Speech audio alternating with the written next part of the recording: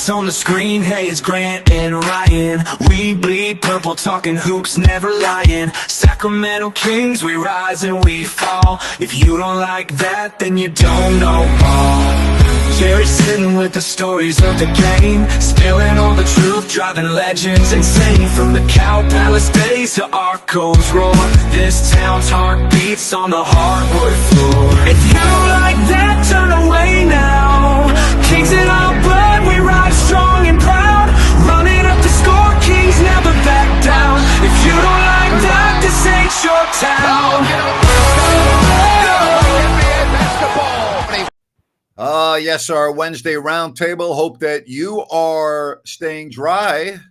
Jerry Reynolds, Ryan in Sacktown will be with you for a while, talking Kings and the NBA. Gentlemen, how are you on this afternoon? Excellent. Just loved the little pitter-pat of rain on the roof. Yeah, it's good. It just means you're going to have to do all your walks on your treadmill, which that's not bad. Not bad now and then. Not bad. Yeah. Hey, I'm happy about it. It means the hard water from the sprinklers isn't hitting my car. I'll take the rain every day of the week. Kidding me? The problems that you all have. Speaking of problems, let's hope the Kings' problems are a thing of the past, getting a healthy roster back. 15 games in the books, only a game over 500. That is going to have to change in this tough West, Jerry. Well, it really is, no question. I mean, there's just so many teams bunched up, and you got a real great opportunity to break away from the bunch, and kind of establish where you're going to be. And obviously, we just got to see it. We want to see it, but we need to see it. Speaking of breaking away, Jerry, where are the areas of the game that you think the Kings can amplify, that they can turn up to start to break away? Well, I mean, I think the health thing is just out there. You can't act like it, it's not a factor. It's a factor for a lot of teams, but most teams don't have 3 of their top 4 guys out. and so, I mean, if the Kings can get, most of their guys back here pretty soon, I think a lot of the problems will be taken care of because they'll be a lot more versatile on offense. I do think, and this is just my opinion, and we've talked about it before on here, is I'm just amazed that Keon Ellis isn't the starting point guard or the off guard with De'Aaron. I mean, that was such a good fit last year. And makes no sense to me. Yeah, and plus you need bench scoring, and that, to me, that there again, Herter would probably be a guy along with Monk could provide that, and Herter could probably play even some backup small forward. So just looking at it like I would think Mike would, Coach Brown, is that just be a better fit to start the game, and then you got more versatility to go to the bench. Yeah, Jerry, I'm with you because in the game that Monk got hurt, we finally started to see the pick and roll with Sabonis and Monk. That Coach Brown put them out there together, and if you had Kevin Herter on the weak side of that pick and roll, that would be money. Talk about spotting up the added points, and it gets him more in the flow of the game. Yeah, and I think that's where he is best, Ryan. I think you're right on it. Is where he can catch and shoot. The dribble handoffs probably, are just less effective. No question, he can still do it, but he really needs more wide open shots. Is what he needs.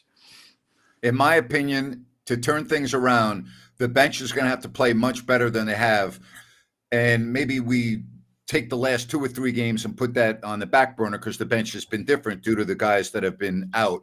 Malik Monk coming back is going to be huge, but even when Monk was playing, the Kings bench was weak. That has to get better and get better significantly, in my opinion, if the Kings are going to move up the ladder in the West.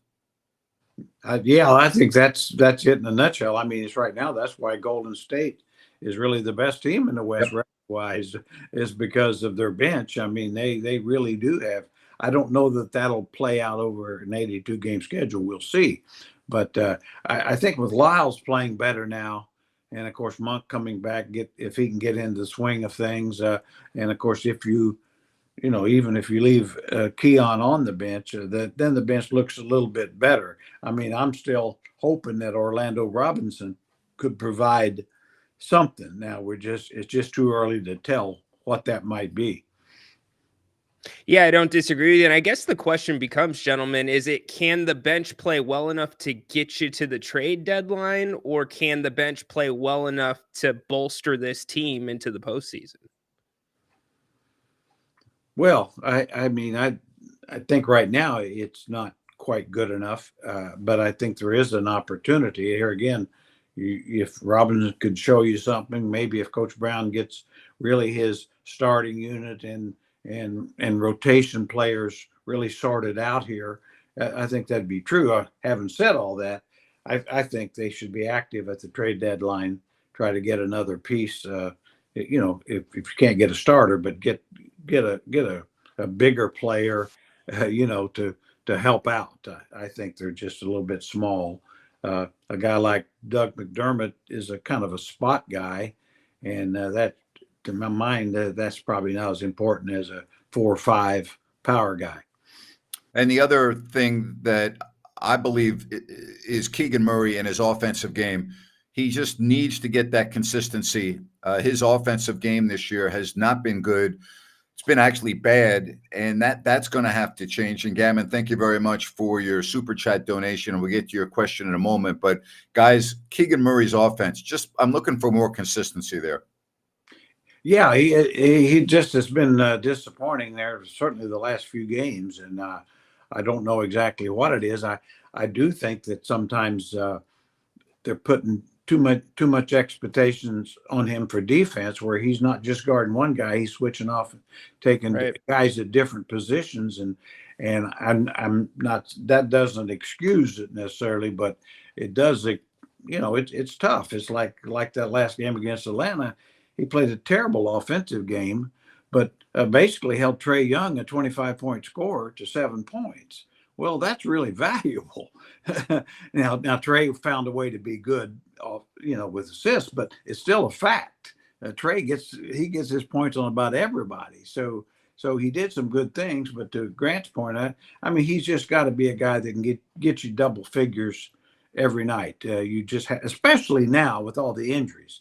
It wouldn't be so bad if with DeMar and Sabonis and Monk all available, I mean, Keegan can blend in and it'd probably be okay. But when you need that second scorer, well, he just wasn't there. So it's very disappointing. Well, it's an interesting case with him because you look at his individual net rating right now, it's the highest of his career, 4.9. He's playing the worst offense or shooting the worst of his career. And the one thing that sticks out to me, he only has 17 unassisted baskets this year. 17. Kevin Huerter has 7. Keon has 6. So to me, that screams out, hey, Coach Brown, you got to get something moving for these guys. You got to get in De'Aaron's ear. You got to get in DeMar's ear. They've got to be part of the process. Yeah, very good point. Gammon, to your question, De'Aaron Fox is 60. What is the broadcast equivalent? There is no broadcast equivalent. Our job as the broadcasters is to try to make the game entertaining, to do our job, regardless of whether it's a triple overtime game or it's a blowout. Our job never really changed. Now, I speak for Jerry on this. We enjoy doing better teams and better games, but it really didn't change our job. And as far as that 2001-2002 season, there are 2 players that I would put on the top of my list. One would be Bobby Jackson for this team because he would be perfect because the Kings, in my opinion, don't have a backup to De'Aaron Fox. And the other would be Scott Pollard. I mean, Scott is exactly what this Kings team needs. So it would be one of those 2. Guys, what do you think? Well, both those guys would be great. You're absolutely right. I mean, if you're really talking about a reserve on that particular team, those teams, Hedo Turkoglu would be just awesome because of his ability to shoot the 3 and guard 2 positions and be a perfect fit with Domas. So, but I think with Scott, he's gonna go in there and ring somebody's bell every game and dust them down a little bit. And then, of course, Bobby always says a power forward in a 5'11", 6-foot body. I mean, so any of those guys would make this team 3-4 games better. That's for sure. Yeah, I'm not going to argue with Hedo or Bobby, but I'm definitely going to go with Scott Pollard. I just think what he would bring to that bench unit, what he would bring to that locker room, Scott all day for me. Yeah. Guys, let's talk about some rookies around the NBA right now because Dalton Connect last night was unbelievable. He's been playing very well as of late. He had 37 points, 9 of 12 from distance. He went all the way down in the draft to 17. And I did a rant on this morning. It's too early to come to concrete conclusions. Devin Carter may be a really good player for Sacramento. You know, he may be just a guy that we're talking about for a long time. And our conversation on this topic may be completely different in 2 or 3 years than it is today. But I got to believe, Jerry, there are a lot of teams right now that are looking at what Dalton Connect's doing and go, boy, did we miss that one. Yeah, I'd say there's about 15, probably 14 or 15. I mean, you know, and I have to say that's one of those guys. I rarely, maybe, but I was right on my King's Herald thing that I do. I said back in March, I said I watched him a lot, and I knew some people that knew him, and I said this is a guy I can't miss. You know, big, strong body that can really shoot the ball. You know, they compared him to a bigger, more athletic version of Kyle Korver, who can and get his shot better. And I said, well, you can't go wrong with that. And so yeah, he's, you know, the McCain kid at Philly's getting a chance now.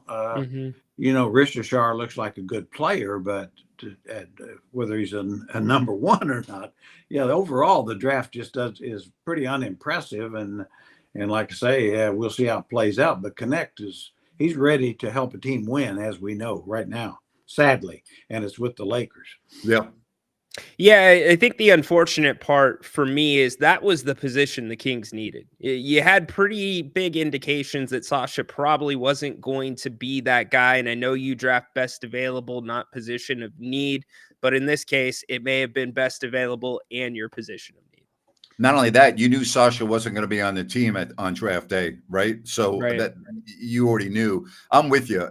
I think this could go down as a glaring mistake by Monty McNair and the Brain Trust. But I may be eating my words, and we may be talking a different tune after we watch Carter play. But Carter's going to have to be pretty damn good to be better than Dalton Connect. Yeah, I don't know that he'd be better, but I'll be surprised if he's not really good, Grant and Ryan. I mean, I've talked to enough people that I really trust, the scouts, and they really felt he's one of those guys that should have went higher than 13, and the shoulder injury was kind of why he slipped. So that's good. So, you know, but you won't know till you know. Yep. Jerry, what do you need Devin to bring the most to this team as we see them today? Well, I think he really needs to prove he can be a top combo guard.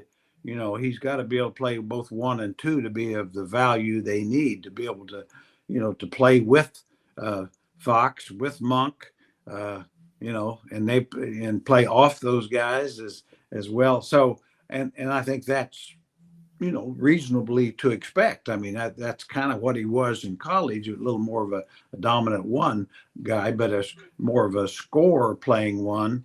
But you know, also he's a good defender. He was an excellent defender in college. Now, here again, you know, for any rookie, you know, to have to step in mid-year, no preseason, no summer league. You know, if he's able to show all of us, you know, that he's a competent player right away, then you can feel real good that you got a good one. Sure. Hey, folks, don't forget that on my open forum shows and on the post-game shows, I'm looking for a rant with Grant, and it is brought to you by EDH Motors. Automotive Reimagine. This is a tremendous concept. You go to edhmotors.com, you get all the information you need. And we're just talking about David and Adam, 2 people trying to do something different and better. They have over 40 years of experience in the automotive industry. They offer new vehicle brokerage. They also offer vehicle consignments. They'll sell your vehicle for you. And of course, they can buy your car and will sell pre-owned vehicles. And you know what's great? You'd never have to go to the dealership. You'll take delivery at their auto lounge at the El Dorado Hills Town Center. You're not dealing with high-pressured salespeople. You're not getting pushed into the F&I office. It's EDH Motors Automotive Reimagined. Again, go to edhmotors.com for more information. And don't forget to give me some rant ideas on my open forum shows and the post-game. We talk about the break in the schedule. This is such needed right now. The Kings have had a really tough go. And the one thing we can't answer, because I don't think anyone knows for sure, but the minutes that the starters have been playing. Mike Brown has addressed it. It is still a problem, and you have to wonder if the situation with Sabonis and DeRozan might be related to playing 40-plus minutes every night. That's not a good recipe. That's going to have to change, and that's where it goes back to the bench guys. The bench is going to have to give this team more oomph so that Mike Brown does not have to play his guys 40-plus minutes. That's not going to work over the course of the season. Yeah, what you want obviously is a much less workload on those guys during the season, because everybody knows during the playoffs your main players do play more. But then there's time off between games. In other words, the minutes that they're playing now, I wouldn't be one bit concerned about those minutes during playoffs, because you don't play back to backs. Correct. And plus the other teams playing their best players. Everybody's playing their best players more. They're cutting their rotations down. I mean, the timeouts are longer. You get more rest during a national game in the playoffs. But go ahead. Yeah. And but that's why it's tough for Coach Brown, because he wants to win the ball game and knows that if he's taking his main guys off the floor, their chances to win are a lot less. Yeah, I think it comes down to, and I've said this a few times, finding combinations that work. And we've seen some very obscure combinations with DeMar, Monk, and also Sabonis out. And it doesn't feel, Jerry, I guess I'll kick this back to you and you, Grant. Does it feel like we're going to have a steady rotation on this team? It seems like it's going to be more like last year, where it's going to depend on the game. It's going to depend on the situation. Yeah, I think so. I mean, you'd like for it to be really set, but I don't think with the current talent, I'm not sure you can do that. And, Coach Brown really probably for a while is, how can you know what you're going to get from guys every night? Right. It's so different. So, yeah, I think it's still a work in progress for quite a while. I mean, hope not all year. The one thing that's very apparent is the playoff seeding this year is going to be determined by health, because there are too many teams that are right in the same neighborhood that are bunched up together. All you have to do is look at what's happened in New Orleans. All you have to do is look at what's happened to Phoenix without Kevin Durant. We can go on and on. Health is going to determine the playoff seeding this year. And I'm not saying that's not true of a lot of seasons, but this year, like, even if you have De'Aaron Fox, who has not ever played a full season, even if he misses 5 games and he averages around 9 or 10 missed, those games could very well determine whether you're in the playoffs or not. That's how thin of a margin I think there is in the West. These teams, whether you're even talking about the San Antonios of the world, who are only a game back of Sacramento, or look at what Houston's doing. Jerry's talked about Golden State and their bench. I got to believe that Oklahoma City is going to be impacted eventually by no Chet Holmgren. They just lost to the Spurs. Now, they are getting Hartenstein back. That should help them. But these teams and their health, we just saw what the Kings did without Malik Monk, and then without DeRozan and Sabonis losing to the Atlanta Hawks. That's going to be so key, Ryan. Yeah, great. You know what it comes down to? You're going to have to handle your business against the Eastern Conference, because there's going to be so much parity in the West. You look at the top of the East, you got Cleveland, who finally lost their first game, Boston up there, and then Orlando 9-6, New York 8-6. Those are the games that the Kings cannot stumble, Jerry.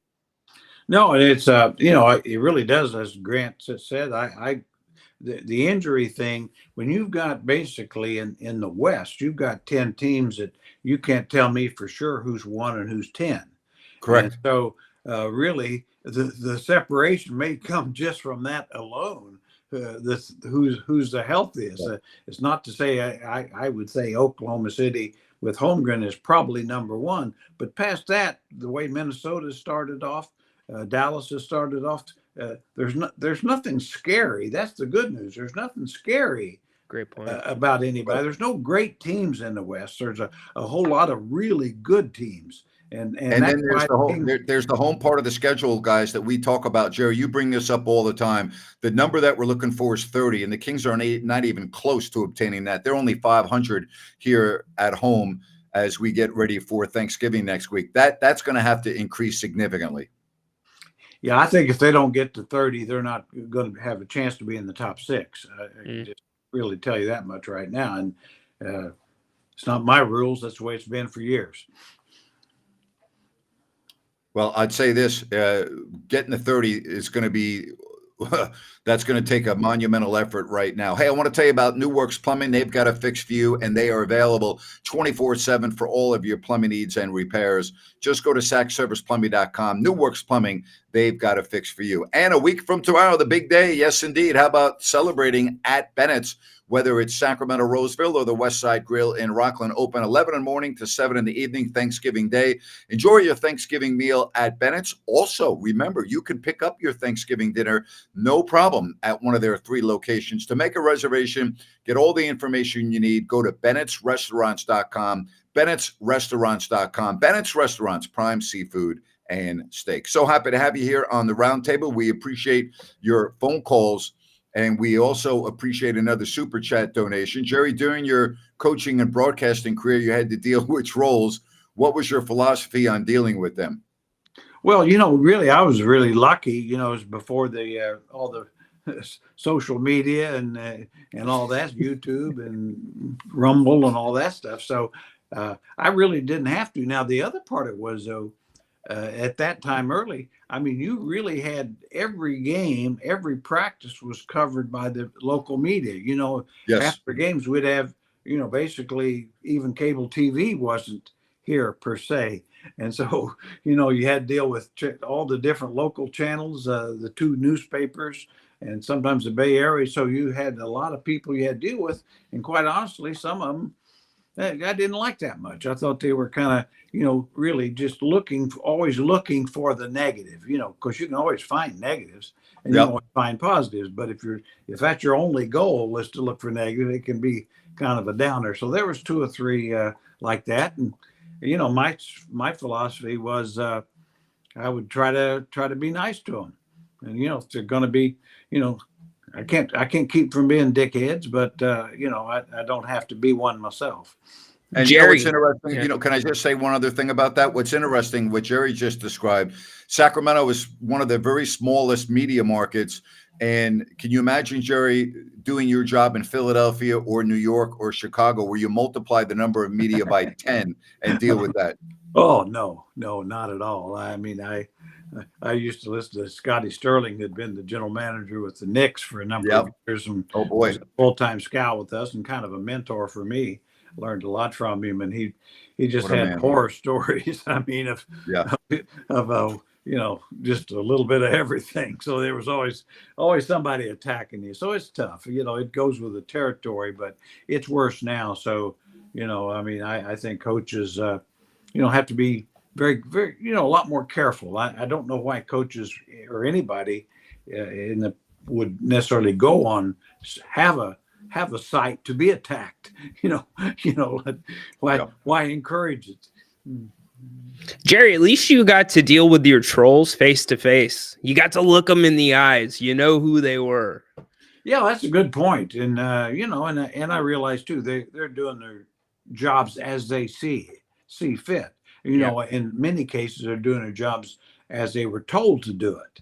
And so that kept me from being too upset about somebody I thought was really unfair, because, hey, we're basically, especially with young people, you're trying to not only keep your job, but move up.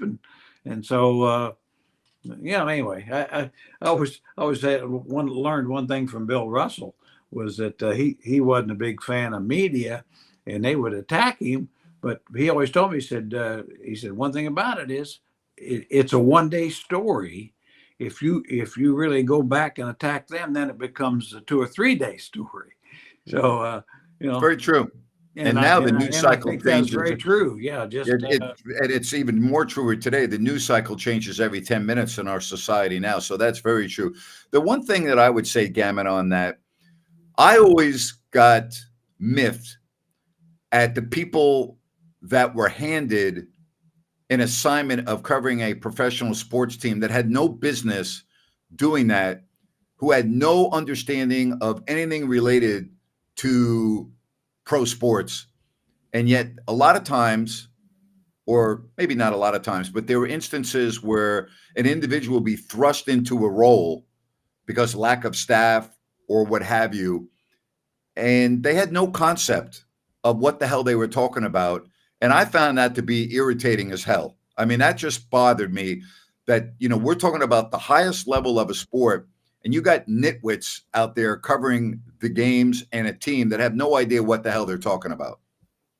Oh yeah, that was my thought too. I mean, and a lot of times I always felt like certain writers and different things, they had their column written, and That's they, right. basically you just fill in a couple of things. Bingo. But they had their column written by halftime, regardless what happened. They'd found something to attack. Which, like I say, if you're searching, and to your point, if you really don't understand the game, you come in with a whole different, everything becomes more personal.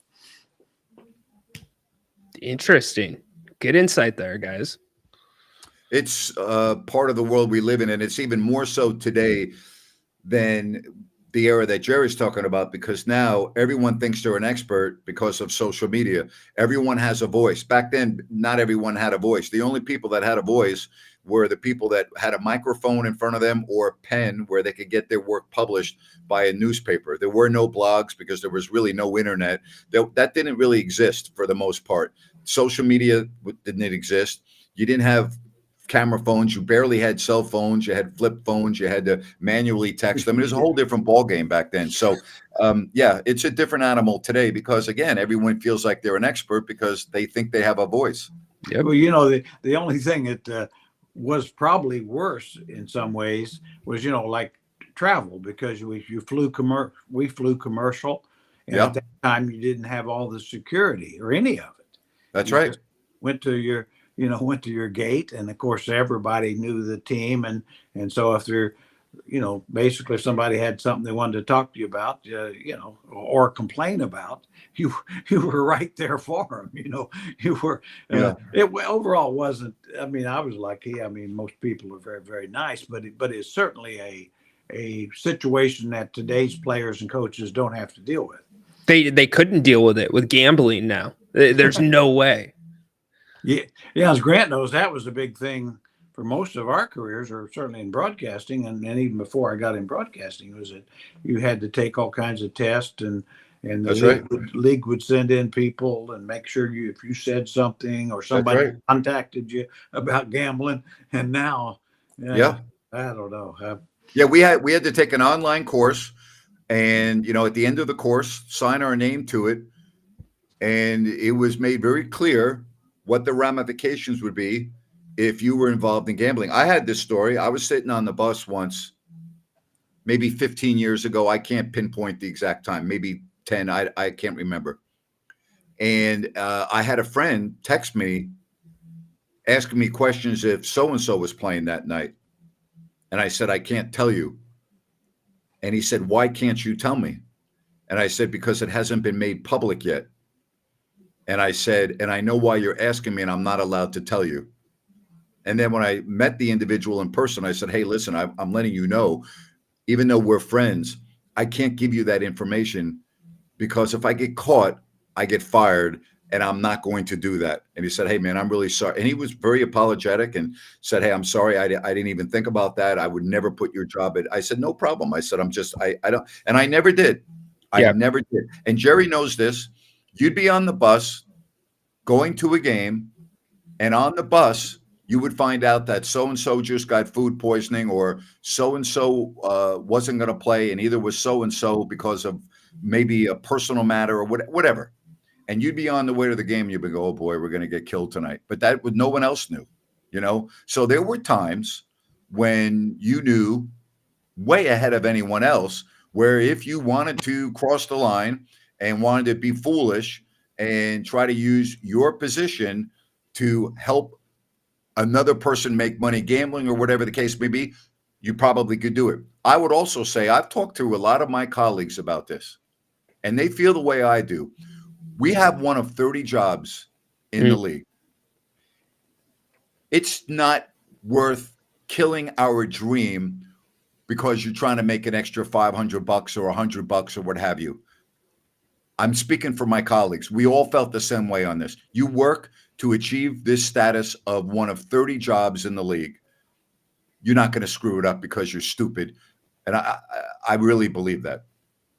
Well, I do too, and I mean that's what's always struck me with the Donaghy case. For an official, I mean to ruin a really good job. Yep. And just Yep. being a little bit greedy. And of course, I mean he'd be the first to tell you probably the same thing. It's like, well, what are you doing? You've got a excellent income, a highly prestigious position, and you blew it for a few $1,000s. Yeah. Think about that. Wow. Think about that. In fact, Jerry and I gambled every day by having to announce the Kings games for so many years in which they were so bad. Getting on the air and trying to go 2.5 hours and keep an audience, that was a gamble in itself. I can tell you that. Yeah, I think we lost that gamble every now and then. That's for sure. I mean, there were times we'd go to a commercial break in the fourth quarter, and I'd be going, "What the hell are we going to talk about for the rest of this game?" Yeah. Well, I mean, though it was one of those things where you just think one of those things you have to deal with. As you know, I mean, it's I'd like to say I love the game of basketball. So if there's a game in front of me, even a bad game, there's always somebody. If it's maybe the other team, and we That's got right. criticism for getting excited about Klay Thompson's 37 and a quarter. I never apologized for that. That was hell no. That was crazy. I was just thrilled to be part of it. A historical thing, and how else could you do by watching it? I mean, you can be a Kings fan, you're right. sitting in the 20th row, and you'd have to be thrilled to be watching it. Jerry, you'd get killed. You'd get killed if you did it melodramatic. If you played down the moment, you'd lose credibility. On my radio show in the ensuing days and on social media, and I'm so proud of this, we received so many compliments for the way we announced that game from Warriors fans and Kings fans alike. We didn't get criticized. If there were, they were very few and far between. Well, if you go, I've seen the replay of the quarter on YouTube and different things, and they always use our broadcast. That's right. The ones I've seen. So that's kind of, I always thought that's kind of interesting. Well, that's because of you, Jerry. Well, I don't think there's any doubt about that. I was just trying to, give you a little bit of credit there, Oh, Best. There are two games that always stand out to me. One was the 35-point comeback because Jerry hit this right on the head when the Kings were down 30 and they called the timeout. And I said, Jerry, if you're Paul Westphal, what are you telling your team right now? And he said, I'm telling them, don't look at the scoreboard. Don't even worry about the score. Just go out and play. And after the game, Paul said, what did you tell your team during the timeout when you were down 35? He said, I told them, don't worry about the score. You're not playing the scoreboard. Just go out and play. And then I thought to myself, Jerry probably had to give that message to his team quite often during timeouts. Well, I didn't have to quite that bad, but there's a lot of there's a lot of 20-point situations. Let's put it that way. But that is and that especially in today's game, because with the 3-point shot and all that, the runs are so much bigger. So you can be down 20 and we see it all the time. A team down 20 in the first half, come back and win by 15. So that probably comes into play more than anything. Play the game, play the next possession. Amen. So, gentlemen, we had the QR code up for calls, and somebody took advantage of it. I think it's okay bringing him up for a second. It's Rich in San Diego. What's up, Rich? He's moving around. Hey, Rich. Rich. You're not ready. All right. You're not ready. Poor guy. Rich, the other part of that Chicago game was, our good buddy was coaching on the other sideline, Vinny Del Negro. Yeah, probably.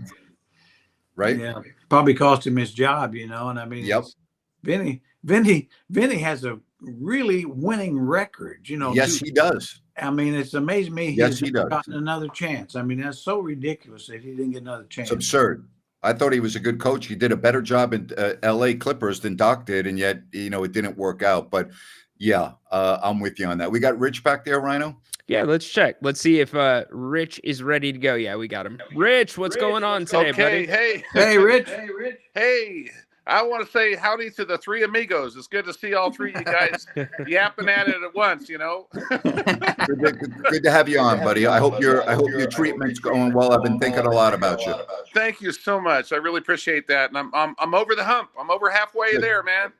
Good. I'm over halfway there, and I'm feeling great. And in fact, I got to pass on today. It was the day off. Normally, I'm going every day, Monday through Friday, but I got to pass today, and I'm taking my oldest granddaughter to the outdoor amphitheater at San Diego State to see Cyndi Lauper tonight for her 20th birthday. Good for you.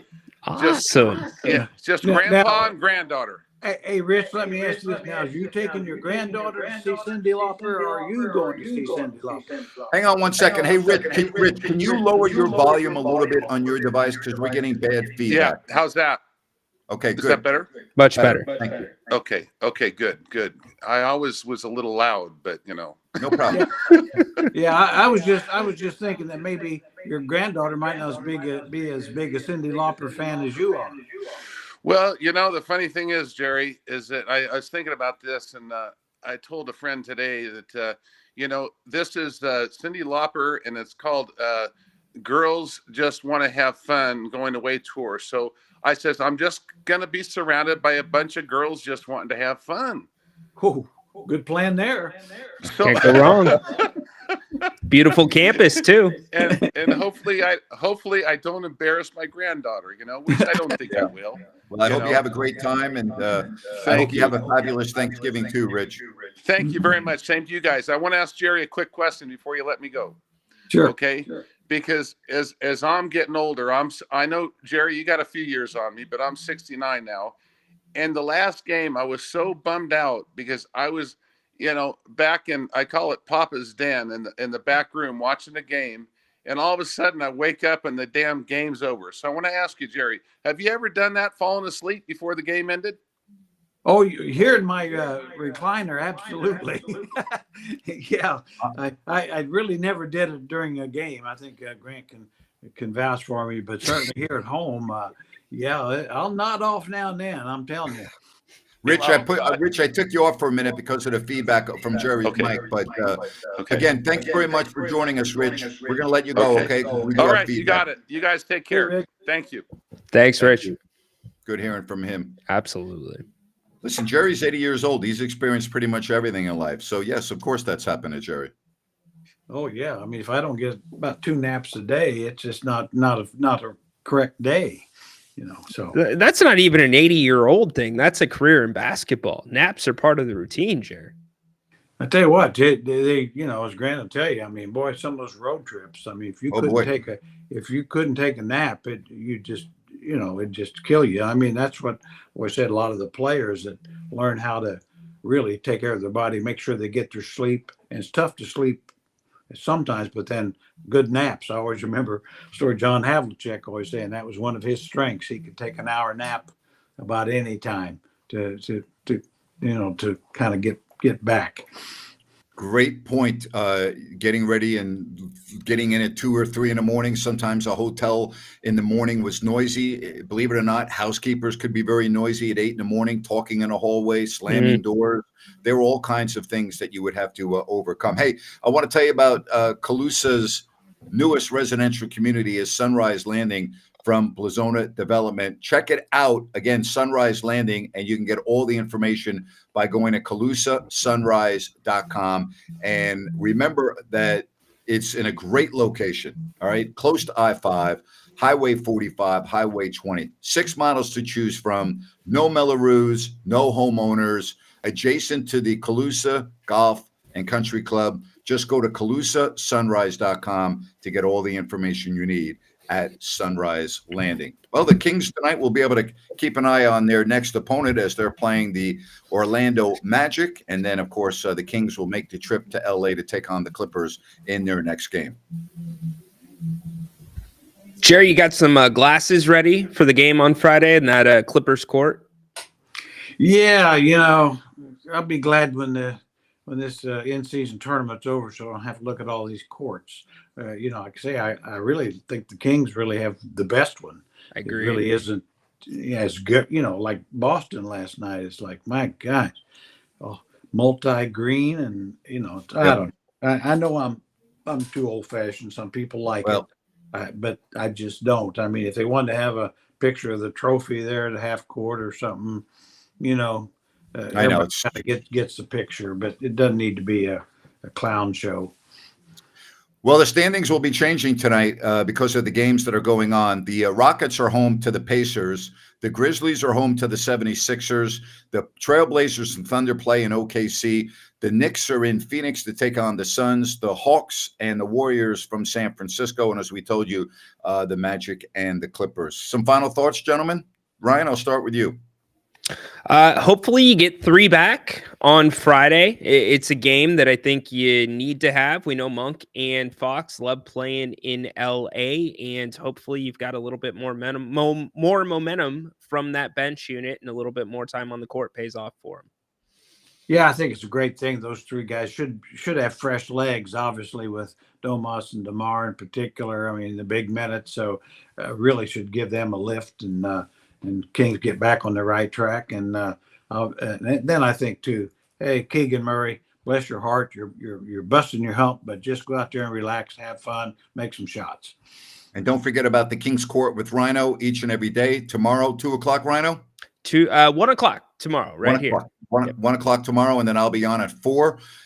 Get you ready for Thursday night football with Pittsburgh and Cleveland. Thanks for joining us, everybody, on this Kings Roundtable. We'll talk to you soon. Stay dry. Stay dry. Be well. Thank you very much. Bye-bye now.